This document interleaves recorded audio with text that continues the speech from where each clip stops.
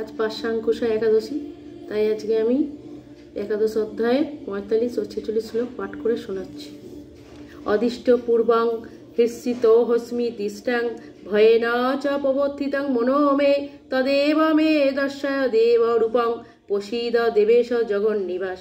তোমার এই বিশ্বরূপ যা পূর্বে কখনো দেখিনি তা দর্শন করে আমি আনন্দিত হয়েছি, কিন্তু সেই সঙ্গে আমার মন ভয়ে ব্যথিত হয়েছে। তাই তো দেবেশ, হে জগন্নিবাস, আমার প্রতি প্রসন্ন হও এবং পুনরায় তোমার এই রূপকে আমাকে দেখাও। অর্থাৎ অর্জুন শ্রীকৃষ্ণকে বলছেন কীর্তিনাং গদিনাং চক্ষু হস্তম ইচ্ছামি তাং দুষ্টুমাহং তথৈব তেনৈব রূপেণ চতুর্ভুজেন সহস্রবাহু ভব বিশ্বমূর্তে। হে বিশ্বমূর্তি, হে সহস্রবাহু, আমি তোমাকে পূর্ববৎ সেই কিরীটি, সেই গদা চক্রধারী রূপে দেখতে ইচ্ছা করি। এখন তুমি তোমার সেই চতুর্ভুজ রূপ ধারণ করো।